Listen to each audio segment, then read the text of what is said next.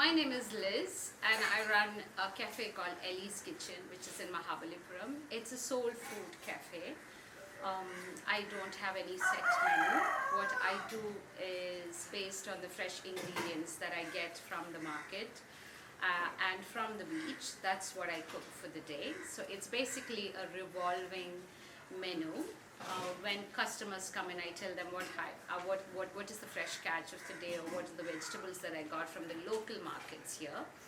That's how the cafe runs. Besides that, we also have pizzas and burgers and the usual stuff. But predominantly, it's a cafe that runs on the daily catch in terms of fish and the daily harvest from the local farmers in and around Mahabalipuram. Many of you ask me how or where I did my training or how I started with this cooking business of mine.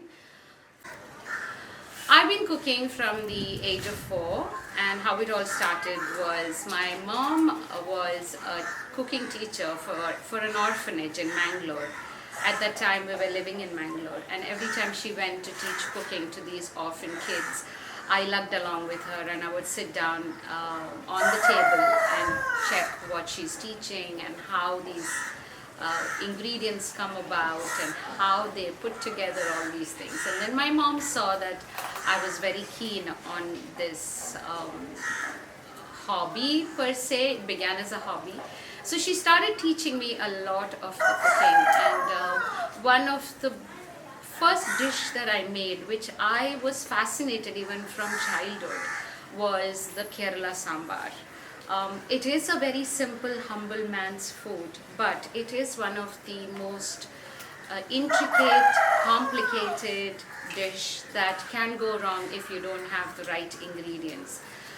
So I cooked the Kerala sambar for the first time, and I loved the whole process of cutting those vegetables. In Kerala, in the sambar, people put all the vegetables. So whatever we could get, we put into the sambar. So right from cutting the vegetables to making the coconut paste to cooking the dal, I was completely fascinated by the whole process of making a Kerala sambar. That's how it all started. And then at the age of 9, I was told by my family that mom's life is very short-lived. We never know when she's going to go away from us, because she didn't have a spleen, so she was walking around without a spleen, and doctors didn't give her much time to live.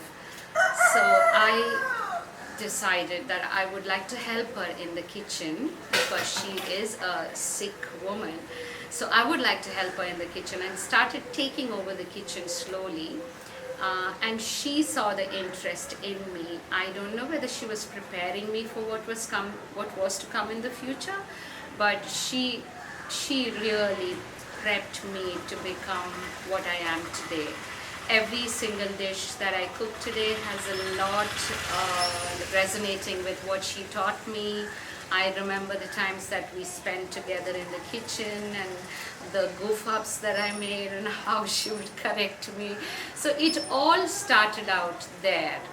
And when I was 19, mom passed away. I had to take over the kitchen completely. I wasn't very comfortable with the gas stove, but still we managed. And over the next 2 to 3 years, when she passed away, I was doing my first year graduation in Stella Maris College, and I was doing my graduation. I would go back and do my airline and ticketing course. So by the time I got home, it was 9 o'clock. So it was very taxing for a 19-year-old girl to do all of this, and I was very academically good, so I needed to get all these things done before I finish my degree. So my cousins and my aunts, they decided to teach me shortcuts, simple ways to make a recipe or make a dish. And that's how the passion grew at that point of time. You know, when I had to feed my dad and my younger sister, my elder brother, and the guests that would visit, it became a passion. I wanted to do better and better and better every time. And every time people came home and heard that I was the one who put together that meal together, they always told me, this girl is going to start a cafe one day. And that's how, after a dream that I have carried with me from childhood, I went into the corporate world at the age of 23. I started with Taj Coromandel Hotel and then went on to do tourism. From there, I moved on to being part of setting up one of the best fine dining restaurants in Chennai, Ende Kerala. I did a stint with them for 6 months. I learned the nuances of how to run a business, how to procure, how to manage, how to handle staff.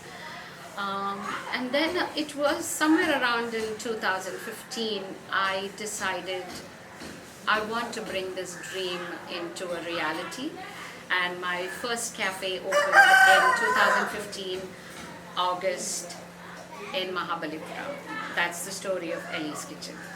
So once I started the cafe, it became everything to me. My passion grew deeper and I wanted to do better, I wanted to learn more.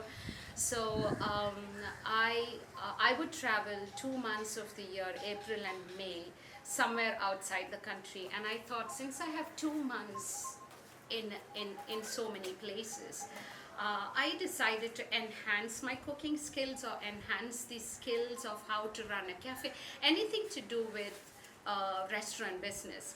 And what I would do is, before I would embark on my journey, I would decide on a particular restaurant in any particular city, and I would contact the owner or the chef and say, can I come and intern with you? In return, I can work for you, I can cook Indian meal for you. And that's how I have done small stints with some of the very beautiful fine dining restaurants. For example, I did a 3-week stint in Whitianga in Cookstown, New Zealand. I learned so much from Govino. It is a fine dining restaurant there. I learned so much in terms of how to clean a kitchen, how to be silent inside a kitchen. You don't have to be yelling and gnawing at everyone while you are cooking or while you are in the process. How to be professional, how to give your heart and soul to the work that you do. And that's what I learned from the people who were working in Govino, and they also taught me the art of making pizzas, how not to stress out even if the cafe is full. So those kind of learnings are very crucial to where I am today. In Bali, I was fascinated by the Bali pork. You know, it was everywhere, and pork is such a big dish in Bali. So I decided to go to one of those restaurants which made the finest Balinese pork, and I asked them, can I learn how you can cook it? And he was so happy to see an Indian girl with so much enthusiasm. So he said, you just need a day's class, and I'm going to give you a day's class on how to do this dish.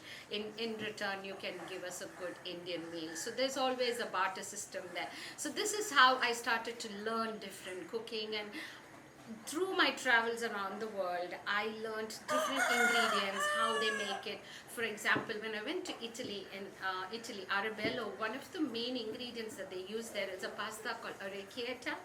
I don't think so anybody in India would have heard it 5 years back, but today I see that a lot in the market. And for me, orecchietta is the best pasta that I serve in my cafe. So there's a lot that I take from my travels. Over the last 5 years, it's grown in terms of client base. A lot of well-wishers do tell me that you're doing a great job. And I think it's very important to have these patrons, because they really push all the buttons for you to do it better and better as you grow in this industry. It was out of the blue. I was called in 2 years back to participate in the Times She Unlimited Women Entrepreneurs, and I was very lucky, or probably the judges felt I was good enough, and I won the Rising Star Award for Chennai in the restaurant industry. It was a big honor because the judge was people like Kaushik from Chennai, who is the mad chef, and we also had Sanjeev Kapoor from Delhi. So it was a big honor for me to be recognized by people like that. So everything brought together does give you the confidence to do something. Or yes, I do run this on my own, and a lot of people want to know how do you run this on your own. But I think if you are passionate about it, and if you think that you have to put your heart and soul to making a product so good, then you will work towards it. Being in Mahabalipuram, I have heard a lot of requests to come to Chennai and start Ellie's Kitchen in Chennai. My main reason for being in Mahabalipuram, and I always think why do some of the cafes not use the opportunities and the facilities and the produce that you get from the local market. I'm here in Mahabalipuram because if I came to Chennai, I'm not sure if I would get the kind of ingredients that I get here. For example, my daily fish comes from the beach. I go out to the beach at 7 o'clock in the morning, wait for the boats to come in, and I go with my basket and check which boat has the best fish, and I pick that fish, and that's what I serve in the cafe for that particular day. So if I can take fish on a daily basis from the ocean directly to the pan, I don't think so I can do that in any other town, and I love this town for that. So that is the reason that I would leave Mahabalipuram, and also the ocean, the waves. I'm a surfer, so for me it's all about balancing act. I get to surf, I get to be by nature, and at the same time I'm driving a passion that I'm crazy about. And it's all a mix of a lot of things that are very dear to me. I'm living the life that I think is perfect for me, and I wouldn't want it any other way. So this is me in Ellie's Kitchen, and I'm going to be here in Mahabalipuram for as long as I can.